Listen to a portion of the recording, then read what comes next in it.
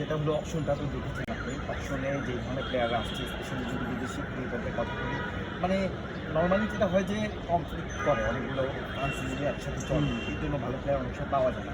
দলগুলো তো দেখেছেন, কী মনে হয় আসলে প্রত্যেকটা দল কেমন হলো বা তারা আসলে এবার ফাইট করবে আসলে?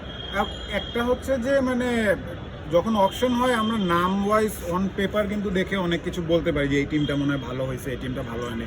বাট যখন টুর্নামেন্টটা শুরু হয় আপনি খেয়াল করে দেখবেন যে একটা দল বড় টুর্নামেন্টে রিদম পাইতে কিন্তু একটু টাইম লাগে। কিছু ক্ষেত্রে আমরা দেখি যে একটা দল শুরুটা খুব ভালো করছে কিন্তু একটা পর্যায়ে গিয়ে মোমেন্টাম হারায় ফেলছে। তো ওই জায়গাটা থেকে আমি প্রথম 2-3টা ম্যাচ প্রত্যেক দলের দেখতে চাই।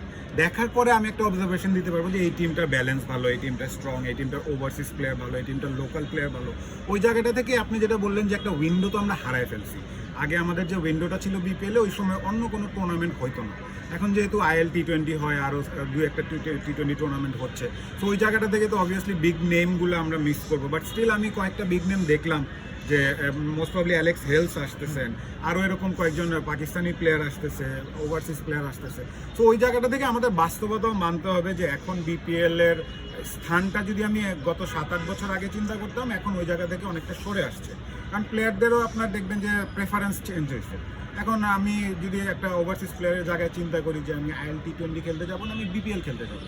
যদি টাকা বেশি পাই আমি বিপিএল এর দিকে যাবো, বা যদি আমি টুর্নামেন্টের ওভারঅল দেখি যে কম্পিটিটিভনেস বা ইনিস, আমি তো আইএল টি20 দিকে যাবো।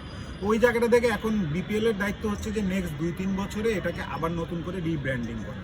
এটাকে আবার ওই পুরান জায়গায় ফেরত আনতে হইলে কিন্তু আপনি আবার নতুন করে সব শুরু করতে হবে। আপনি যে যেখান থেকে শুরু করতেছেন ওখান থেকে যদি করতে চান, হয়তো ইনিশিয়াল কেওয়াসটার থেকে বাইচে যাবেন যে কোনো কন্ট্রোভার্সি হইলো না, বাট একটা মিডিওকার লেভেলে থেকে যাবে। আপনি যদি এটাকে উপরের স্টেজে নিয়ে যেতে চান, আমার মনে হয় যে আবার একদম শুরু থেকে গোড়া থেকে সব ঠিক করা দরকার। এবং আমার মনে হয় যে মানে টুর্নামেন্টটা আর একটু স্প্রেড হওয়া দরকার বাংলাদেশে। শুধু ঢাকা সেন্টার বা চিটাগাং সেন্টার না হয়, আমার মনে হয় এবার নোয়াখালী অ্যাড হচ্ছে। নোয়াখালীতে যদি খেলা হইতো খুব ভালো লাগতো, বরিশালে খেলা হইলে ভালো লাগতো, রাজশাহী, স্পেশালি নোয়াখালী কিন্তু অনেক ক্রেজটা কিন্তু এই যে আপনার যে ফ্যান বেস তৈরি করা, এটা কিন্তু আপনি ওই ডিস্ট্রিক্টে বা ওই ডিভিশনে গিয়ে করতে হবে।